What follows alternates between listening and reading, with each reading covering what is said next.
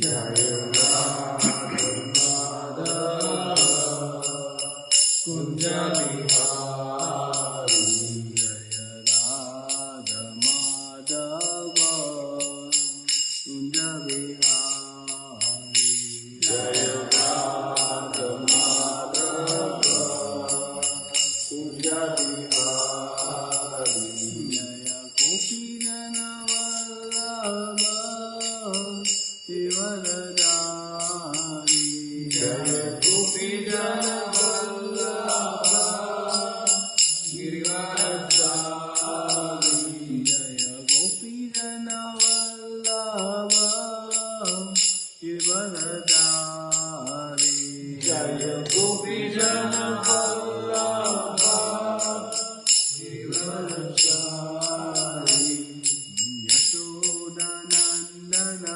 Bhajana Ranjana Yashodanandana Bhajana Ranjana Yashodanandana Bhajana Ranjana Yashodanandana Bhajana Ranjana Yamuna Tira Vanachari Yamuna Tira Vanachari Jaya Radha Madhava Kunja Bihari Jaya Radha Madhava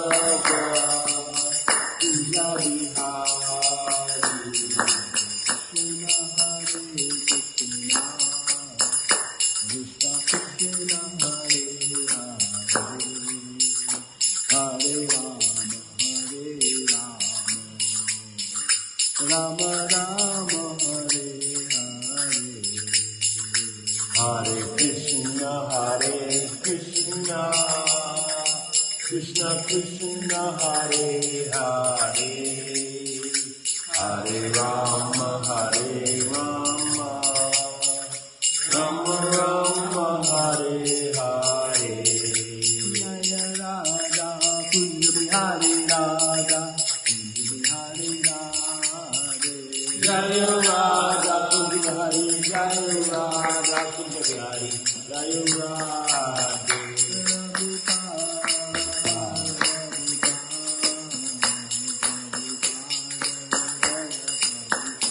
Jaya Jaya Prabhupada Prabhupada Jaya Jaya Prabhupada Nayam Vishnu Padam Sapri Bhatikacharya Sthotara Tasya Sabhichan Vinda Bhakti Vedanta Swami Shrimadbhagavatam Ki Jai Nayam Vishnu Padam Sapri Bhatikacharya Sthotara Tasya Sabhichan Bhakti Siddhanta Swasti Thakur Srila Prabhupada Ki Jai Ananta Koti Vaishnavinda Ki Jai Iskan BBT Father Srila Prabhupada Ki Jai Sama Veda Bhakti Vinda Ki Jai Lord Premanande Hari Bol All glories to Samudra Hare Krishna Glories to Samudra Hare Krishna All glories to Samudra Hare Krishna Shishi Guru and Gauranga Om Namo Bhagavate Vasudevaya Om Namo Bhagavate Vasudevaya Om Namo Bhagavate Vasudevaya Om Namo Bhagavate Vasudevaya Om Namo Bhagavate Vasudevaya Om Namo Bhagavate Vasudevaya Narayanam Namaskritya Naram Chaiva Narottamam Devin Saraswatim Vyasam Tato Jayamudiriye Nastaprayesha Bhadreshu Nityam Bhagavata Sevaya Bhagavati Itamashloke Bhaktir Bhavati Naishtiki Hare Krishna. Hare Krishna. Which text are we reading? 17. 17? Yeah. Okay. So reading from Grantharaj Shrimadbhagavatam, Canto 1, Chapter 8, text number 17. Prayers by Queen Kunti. Brahma Teja Vinirmuktair Brahma Tejo Vinirmukte Atmajay Saha Krishnaya Atmajaya Krishnaya Prayanabhimukam Krishnam Nidam Ahapratasati Brahmatejo Vinirmuktair Atmajay Saha Krishnaya Prayana Bimuktam Krishnam Idam Aha Pratasati Brahmateja Vinimukter Atmajaya Saha Krishnaya Prayana Vimuktam Krishnam Idam Aha Pratasati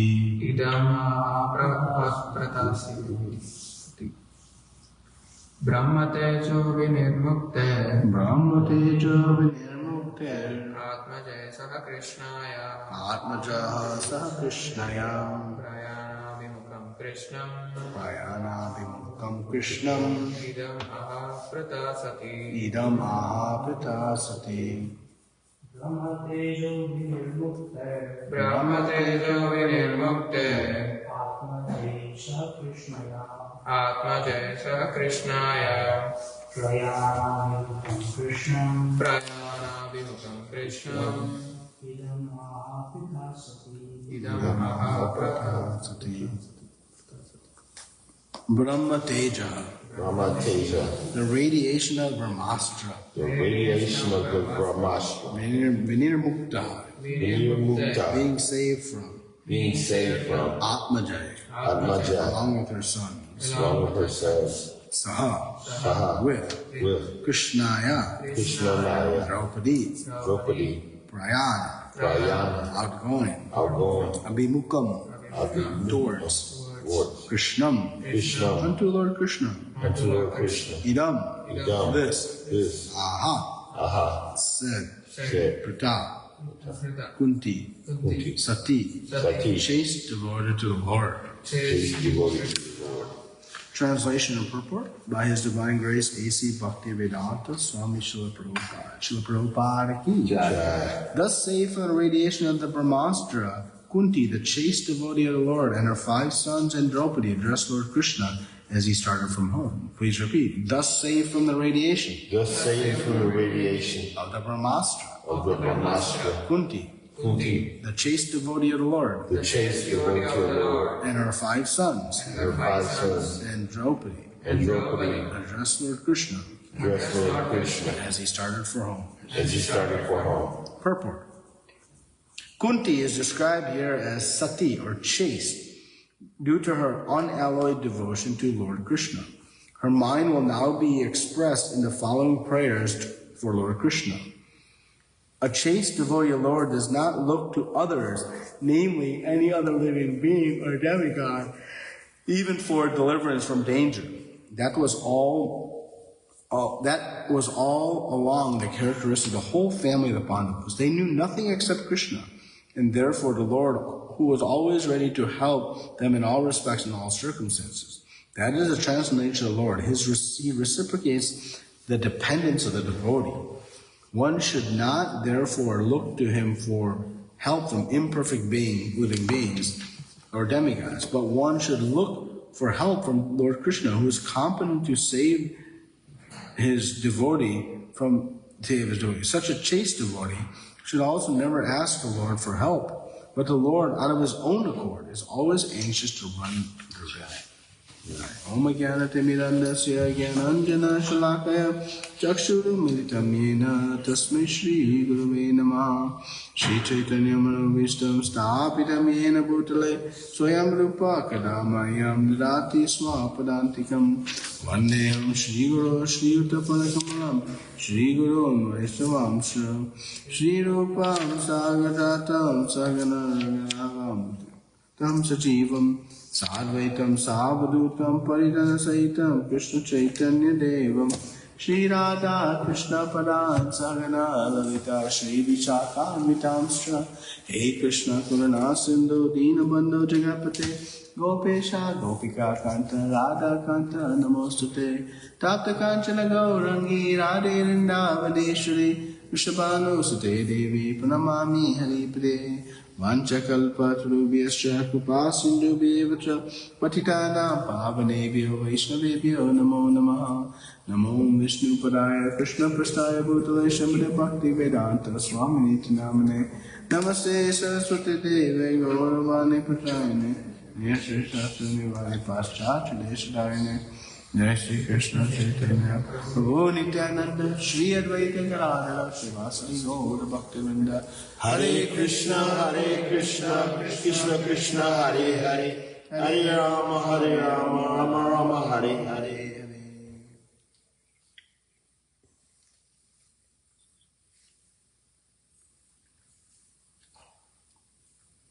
Just read the verse again, number 70.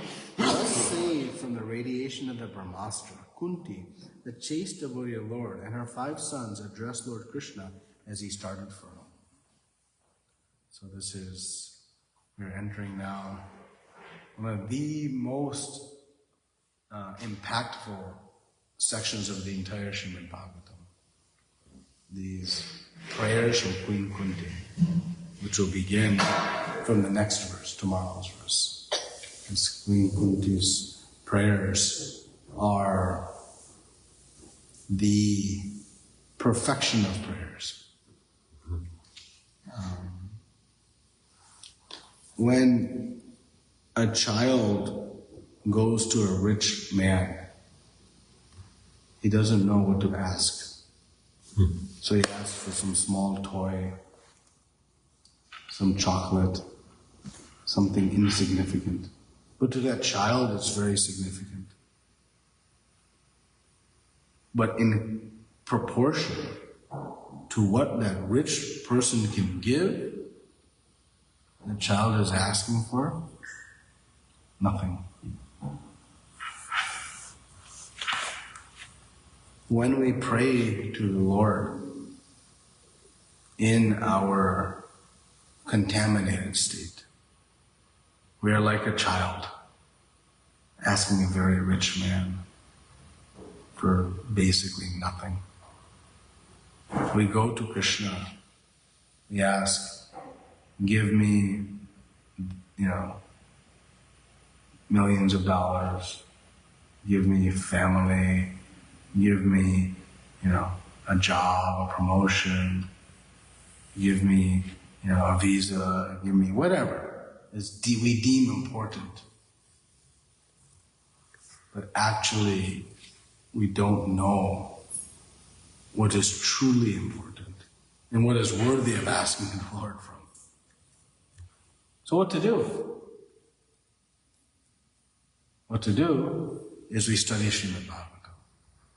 And we see what these great devotees ask of the Lord. Right? If somebody has great qualification and they ask the Lord for something, then they must know, okay, what is the Lord's potential to give and what is the best that He can give? So we study Shrimadbhagavatam to learn the mood of prayer, how to actually approach the Lord, and in what consciousness we can approach the Lord. Because the pure devotee knows what is best for them. The child approaching that rich man doesn't know really what's best for them. But they ask these momentary attractions of things. And that's what most of us do when we approach the Lord. So we're going to see how Queen Kunti approaches the Lord through her prayers. And her prayers, when I say, okay, we'll learn from her how to pray, but we won't want to follow in her footsteps. Because what is she going to pray for?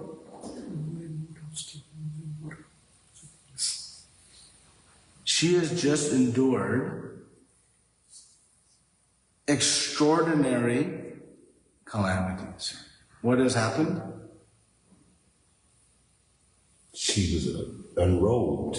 No, she was not. Queen Kunti. Oh, Kunti. Oh, So her daughter-in-law was insulted in the most grotesque of ways. Her 5 grandchildren mercilessly killed, unjustly killed. So many other, great personalities have perished.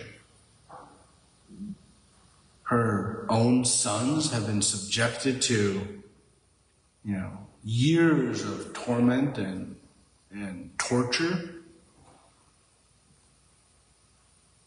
And so, in that condition, we can imagine she's going to pray to Krishna.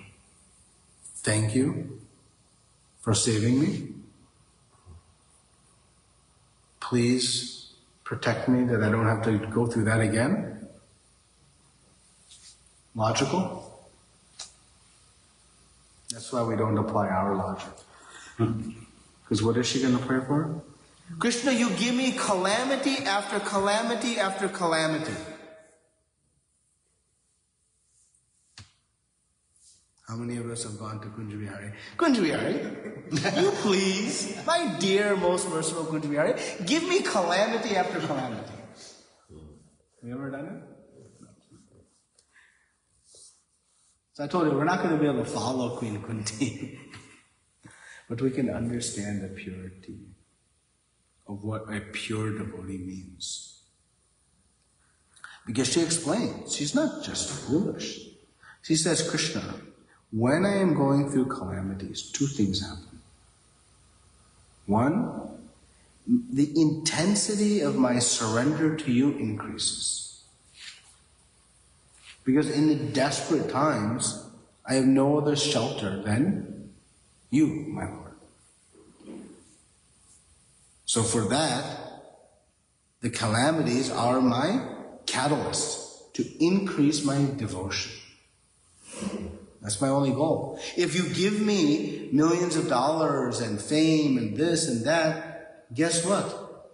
I'm going to forget you and become drunk by my opulences. Don't give me that. Give me calamity.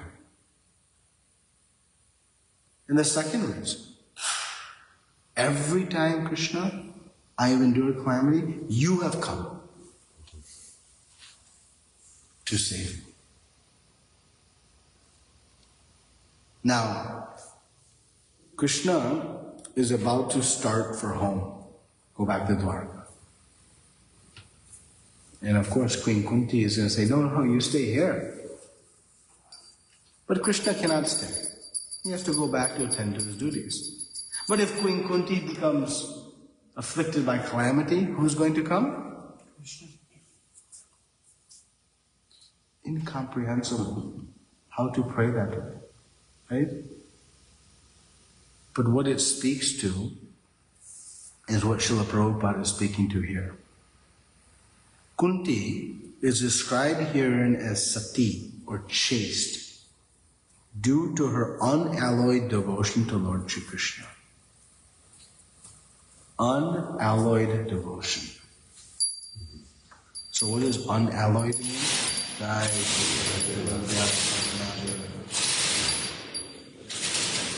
Srila Prabhupada is so perfect in his word choice. If you have a piece of gold, jewelry, right? A necklace, a ring. It's alloy. What does that mean?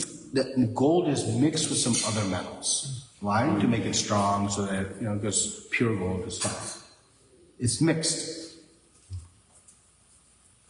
Unalloyed means it's just gold. So in that way, we see that Srila Prabhupada is saying what is pure devotion is unalloyed. It's not mixed with anything else. Anya vilashita shunyam gyana kamadinavatam anukulina krishna anushilanam bhaktir uttama. This highest bhakti is unalloyed. It's not mixed with anything else. What else could we mix our bhakti with? Material desires. Material desires. Krishna, I am chanting my rounds nicely, attending Mangalarti, worshipping Tulsi Maharani, chanting my rounds nicely, attending Shrimadbhagavatam class. Can you give me a promotion? Just one small promotion. That's mixed bhakti. Now Krishna says that's pious. And Bhagavad Gita explains, one who comes to me with their material needs, that's also pious. Why? Because at least they're coming to Krishna. And two, because they're coming to Krishna, Krishna will purify them of that desire. Why would he purify us of that desire? Why wouldn't he just fulfill the desire? Well, Krishna knows that that desire is not actually good for us. So out of his love, he is going to elevate our consciousness. And two, when we go to Krishna, he'll only give if it's good for us. Which is why most people don't go to Krishna and worship Krishna. And they worship all the demigods.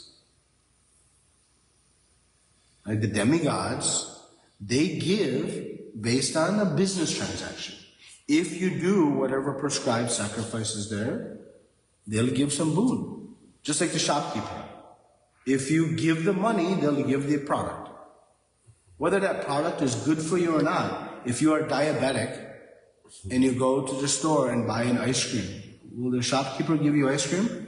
Yes. Yeah, they don't care that, hey, this is going to kill you, this is not good for you. They're not looking at what's good for you. But will mother and father give diabetic child ice cream? No. They're not giving because they're mean? Mother and father are mean? No, this is not good for us. So Krishna is our ultimate father. He gives to us when it's good for us. But we think we have a better idea. We think we know more than Krishna. So what do? I'll go to the devatas. They'll give. Because I think that's better for me. That's like a child saying, mother is not going to give me ice cream. Let me go to the neighbor's house and get ice cream. So, the pure devotee, they only surrender to Krishna. Prabhupada writes here, unalloyed devotion, that a chaste devotee of the Lord does not look to others, namely any other living being or demigod, even for deliverance from danger. So the devotee of the Lord is fully surrendered to Krishna. They don't look for any other support. And that is why Krishna tells in the Bhagavad Gita repeatedly, don't worship the demigods.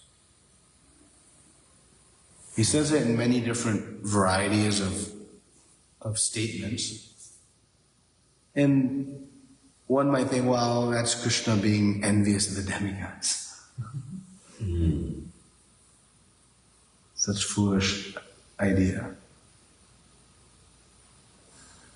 Who has put the demigods in that position? Krishna. Who has created the process to worship the demigods? Krishna. Who has given the boons, the benedictions that the demigods will give? Who? Krishna. Krishna. Who gives the faith to the practitioner to worship the demigods? Krishna. So Krishna is telling, if you want it, I'll make it happen, but don't do it. It's not good for you. It's tempting for us. I should go to Lord Ganesh to remove my obstacles. We don't go to Lord Ganesh to remove our obstacles. We go to Lord Ganesh, if we do, to glorify his position as devotee of the Lord. But if I need obstacles removed, who's going to remove my obstacles? Krishna. Just think about this.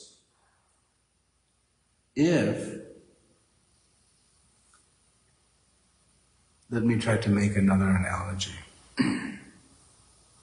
If child goes to the neighbor's house to ask for food, how does that make mother feel?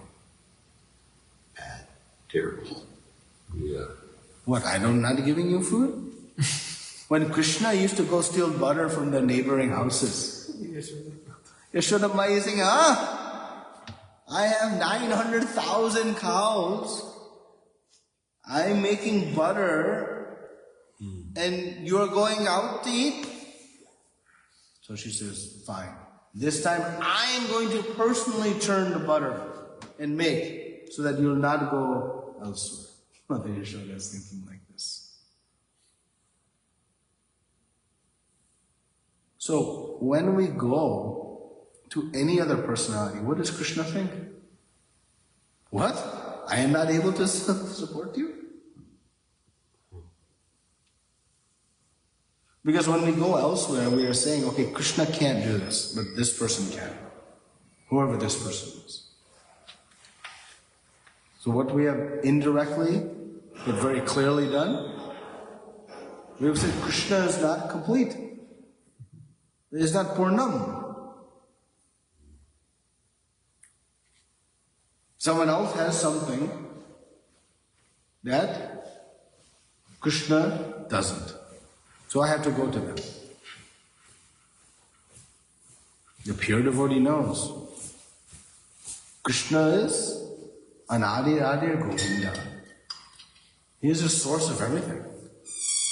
So whatever anyone else has that I may go to, what they have, where are they getting it from? Krishna. So why I would go to anyone but Krishna? Only if I don't have knowledge. If I don't have knowledge. Now somebody, you're a Krishna Bhakta, so you are speaking this way. No. This is basic logic and Shastric evidence.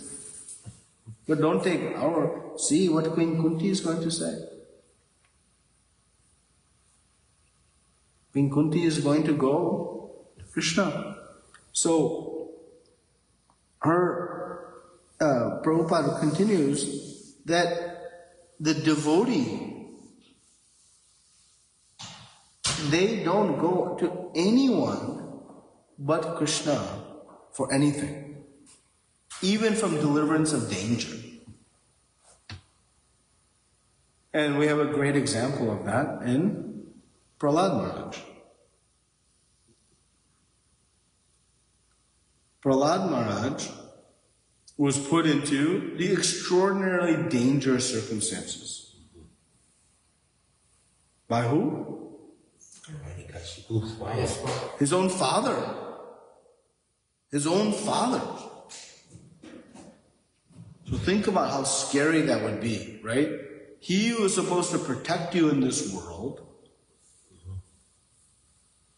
is tormenting you. And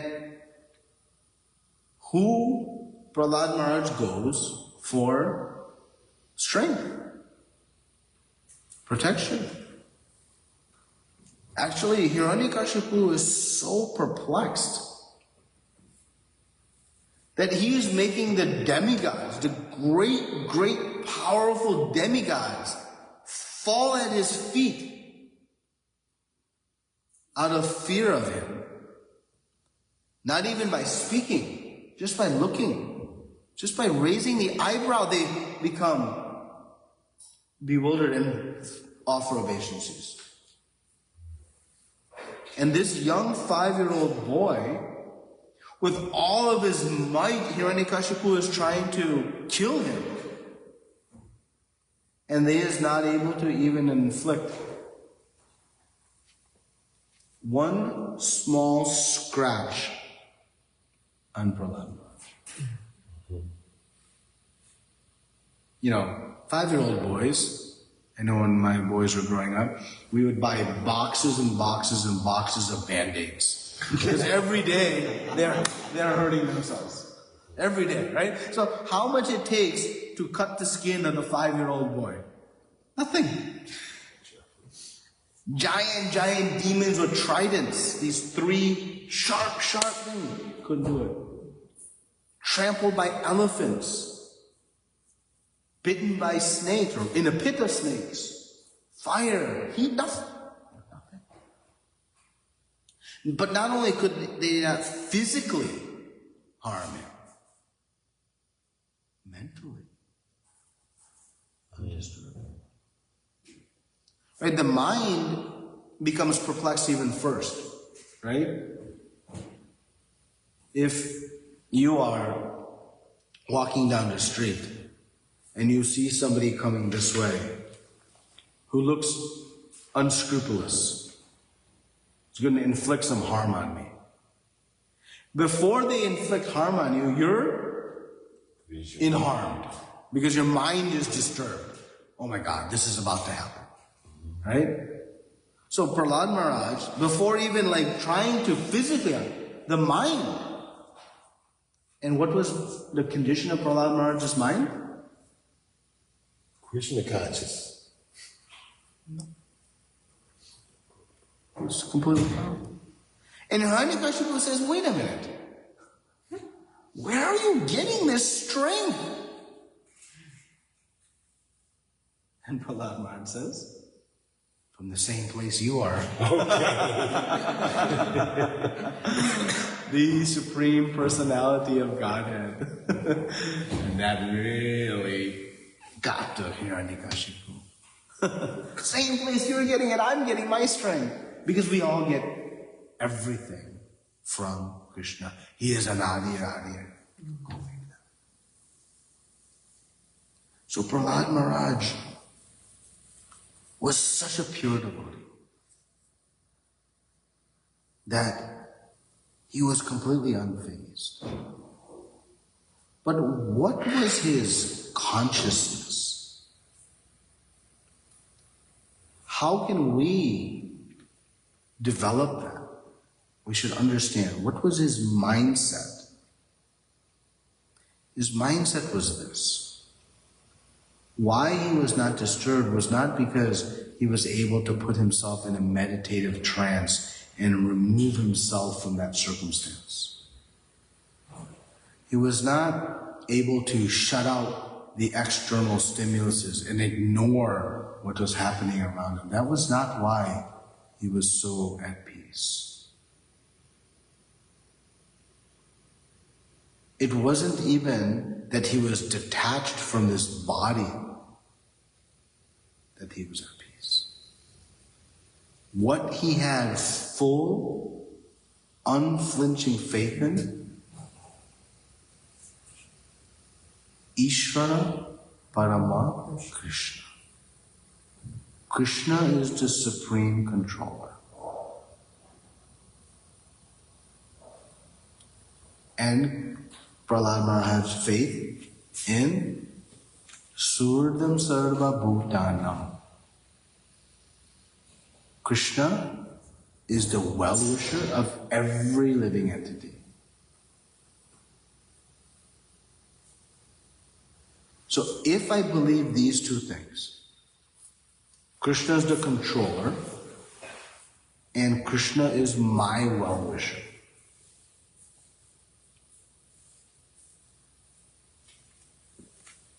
Prahlad Maharaj says, what can happen to me that Krishna is not allowing to happen, sanctioned to happen?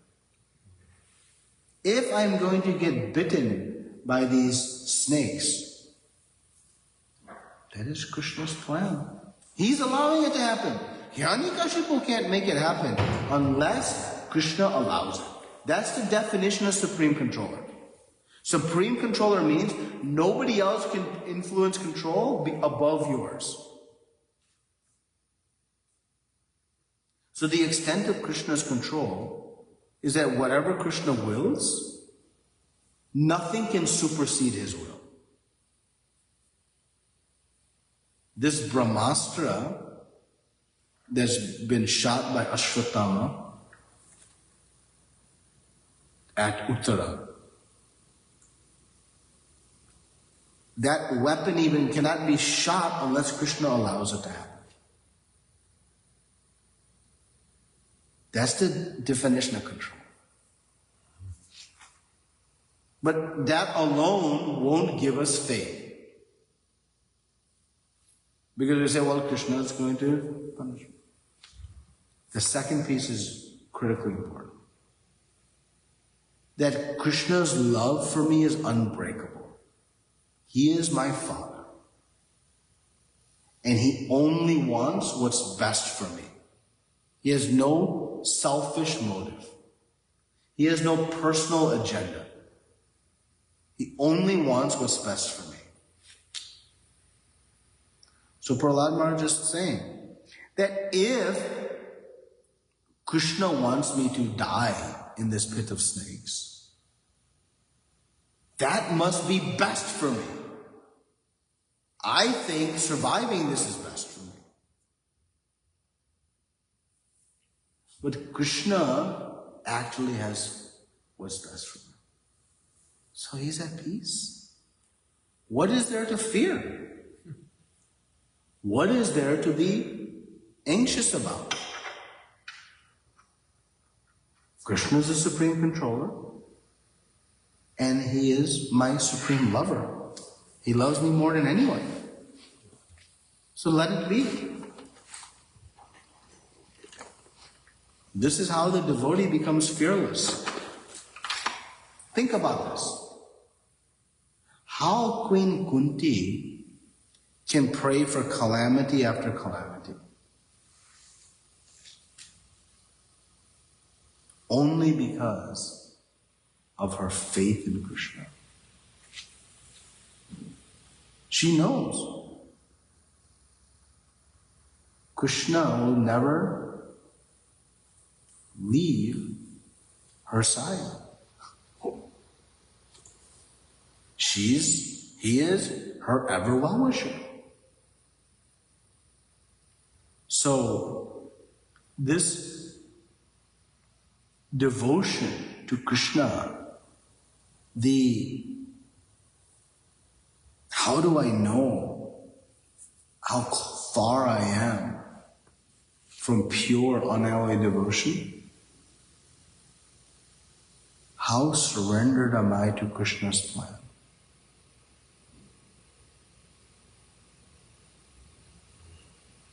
Right? Queen Kunti is surrendered. Prahlad Maharaj surrendered. And Krishna says, Ye tamam prapadyante tam satayavya bhajamyaham. And he says, according to the degree of your surrender, I reciprocate. Krishna says in Bhagavad Gita. So what's his reciprocation to Queen Kunti? Complete. So, Srila Prabhupada writes that they know nothing but Krishna, and therefore the Lord, who is always ready to help them in all respects and circumstances. That is the transcendental nature of the Lord. He reciprocates the dependence of the devotee. When we become dependent on Krishna, He actually takes control of our life. If we don't want to depend on Krishna and we want to depend on the dictations of our mind and of our false ego, Krishna says, okay, He's not going to interfere. That dependence on Krishna, we read that the devotee only goes to Krishna for help. Doesn't go to anybody else. Right? Doesn't go to the demigods, doesn't go to anywhere else. Right? When the residents of Vrindavan, anytime they had any issue, who did they go to? Krishna. Think, grown men. Think. This is hilarious, right? Grown men, when the rains are coming and Vrindavan is being flooded, they went to an 8-year-old child who they were praying to Lord Narayan to protect. They're praying to Lord Narayan to protect this boy, but when they got to the point where there was no other source of protection, they ran to Krishna. And they don't know that Krishna is the Supreme Lord. Right? They're praying to Lord Narayan to protect Krishna.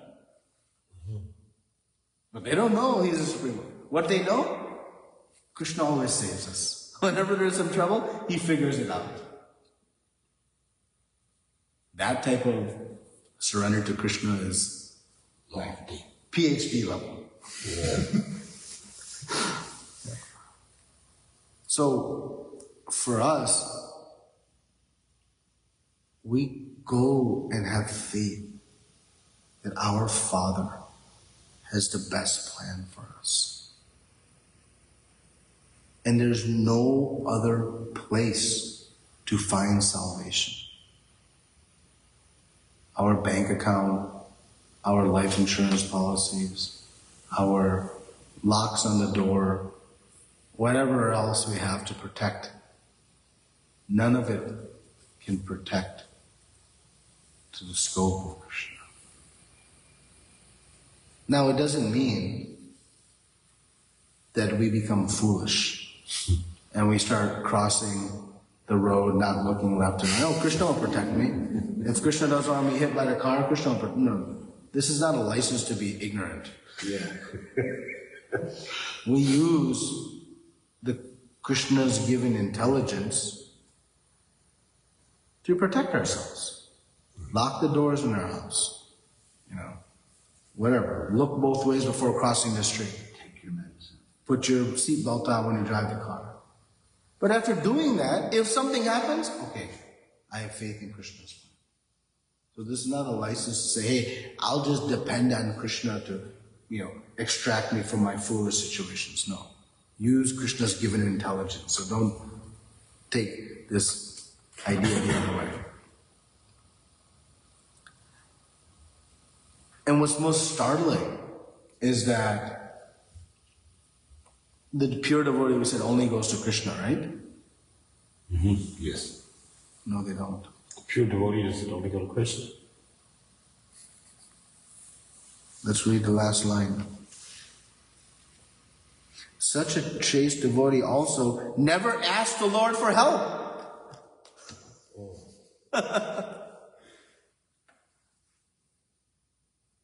So now we're taking it to the final, ultimate level. Prahlad Maharaj never said, oh Krishna, save me. Not once. Why? Because he knows. Just like a child. It always relates back to child and parent. Does a child have to ask for breakfast? Breakfast will come. Mother will bring. The child doesn't have to ask. Child knows. Mother will bring. That's the nature. Foolish child, as my mother was telling me, I used to ask, Mom, is food ready? And I couldn't wait. But a child doesn't have to ask. A pure devotee knows. Why do you have to ask Krishna? He already knows. He's all-knowing. He's omniscient. Krishna's all aware. He's all-powerful. And he's all-loving. So, I don't even have to ask Krishna for protection.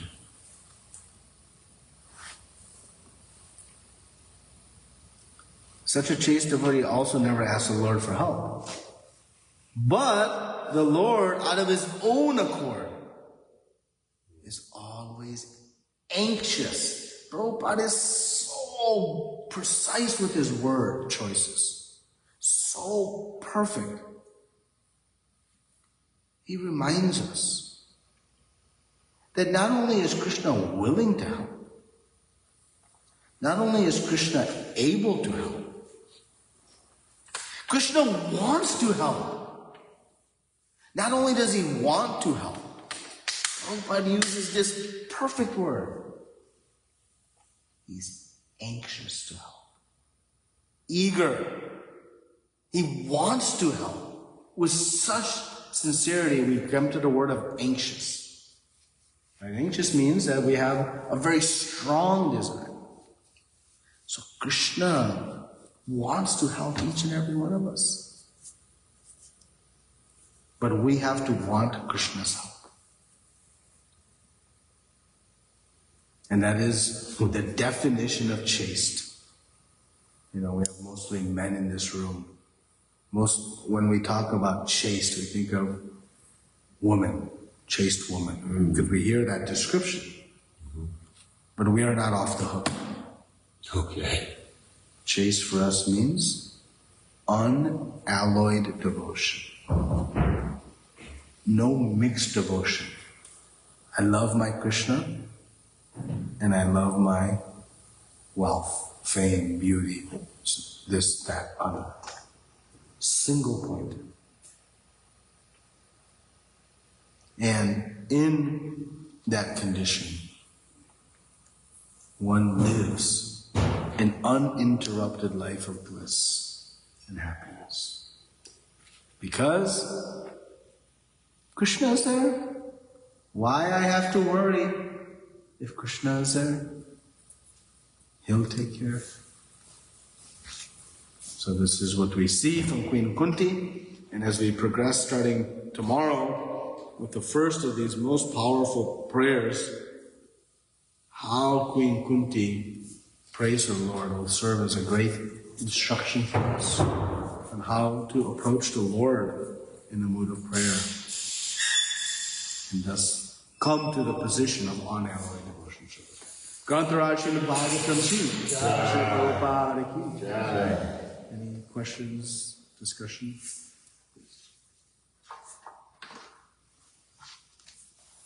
Nice class. Thank you. Nice class. Hopefully tomorrow too. Krishna willing, I will be here tomorrow also. Okay. If you all allow. Please. Thank you. Srila Prabhupada Ki. Jai. Probably look what I found in a book giveaway in Ann Arbor the other day.